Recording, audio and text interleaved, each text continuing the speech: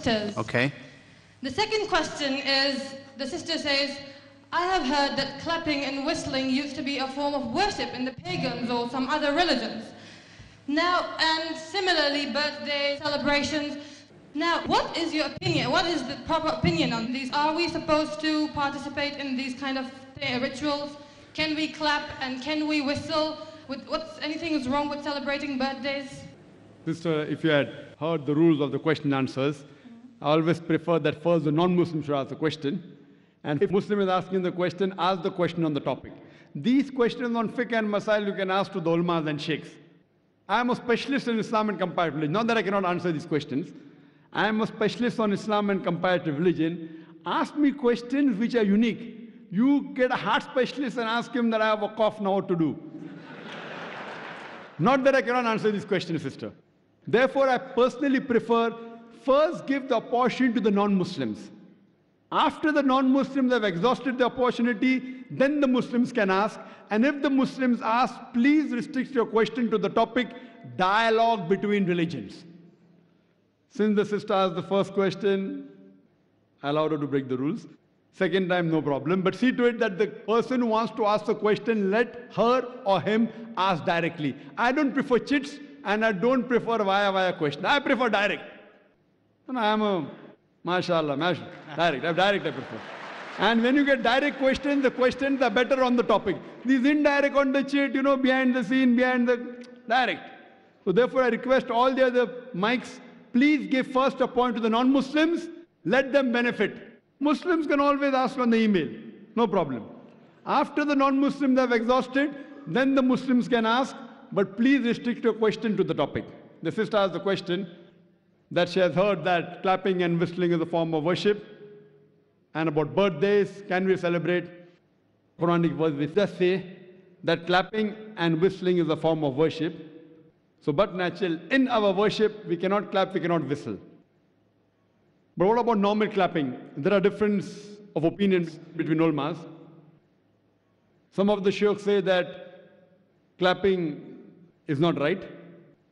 Most of the sheikhs say that because Quranic verse says it's a form of worship, in worship you cannot clap, you cannot whistle.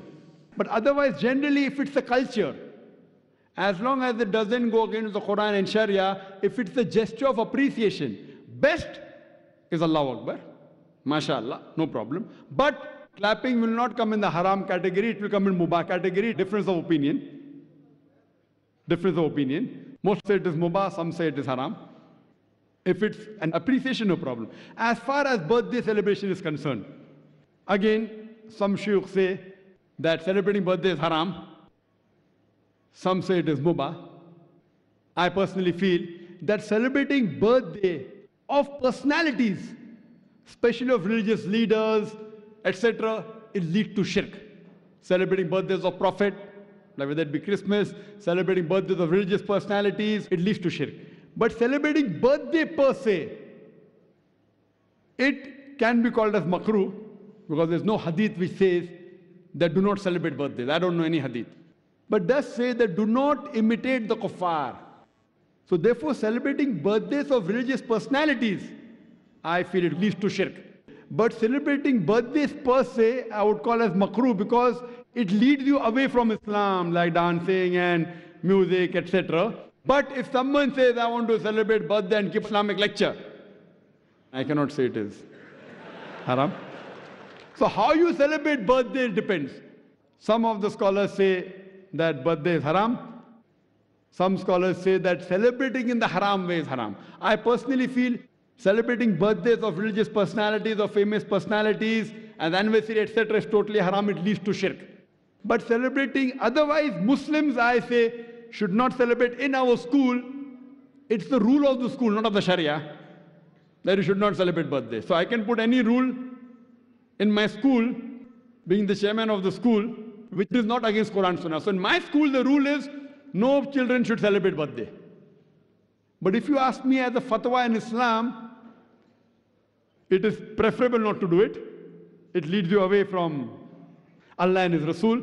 But birthday per se, I don't know if any hadith or Quranic verse which says it is haram. So depending upon which scholar do you take the view of. Hope that answers the question, sister.